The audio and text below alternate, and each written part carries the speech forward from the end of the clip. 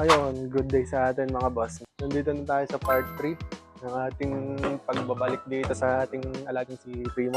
Ngayon ay babakasin na natin yung mga part na to. Ito ang tangke, tatanggalin na natin to, kakalansayin na natin to. Tapos, prepare na natin yung kanyang frame para mapintahan. Kaya unahin muna natin tong tangke. Sisikwatin natin to. Yan, tanggal na natin yung hose. Na natin siyang bakusin. Hindi natin tong mga rubber na to. Hindi natin ilalagay yung mga tinatanggal natin. Alright, 13. Hindi nga pala natin to itatapon mga boss. Kasi baka in the future, pwede nating magamit to. Baka makahiligan ulit natin bumili ng isa pang unit na magagawa natin coffee eraser. Yun na lang yung gagawin natin coffee eraser ulit. Wow! Natin yung mga wirings niya. Yan. Tanggal na. Hindi natin ito dito. Jeez. Phillips screw. Kaya lang. Mamaya na ulit tayo mag-video. Tanggalin ko muna to.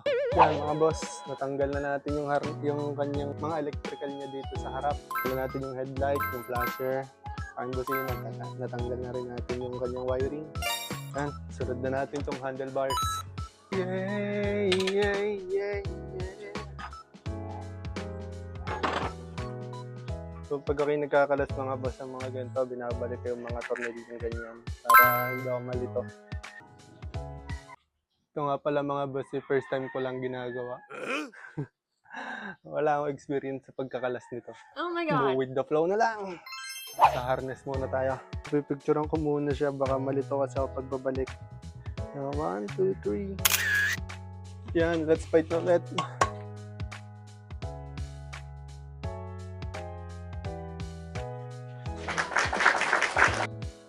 At yan mga boss, natanggal na natin yung harness niya, pati yung mga pang headlights niya, tsaka flasher. Yan. Basic lang pala. Nani? Yan tayo sa part ng tapaludo, pati itong air cleaner, tatanggalin na rin natin. Laban!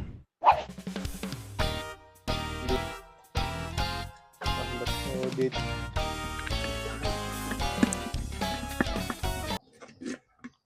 Yun! And yan! Natanggal na natin. Tapos, i-next naman natin yung pipe niya. Ayan, tanggal na natin.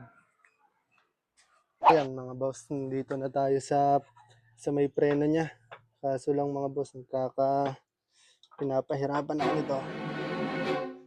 Yan, medyo may ano na siya. Matumuba na yung kalabang niya dito. Hindi siya basta-basta makalabas. Oh. Yan. So, magbababad muna tayo para matanggal na lang mga boss.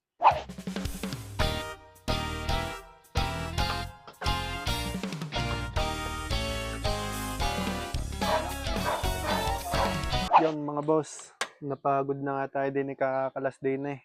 Medyo marami na rin naman tayo nakalas na yan. Pwede sa susunod na video na lang ulit magkalasan. Ano? Yan, makakalasin na natin to. Ewan ko kung makakalas ko ring double standard eh. Bahala na. Susunod na lang mga boss. Thank you.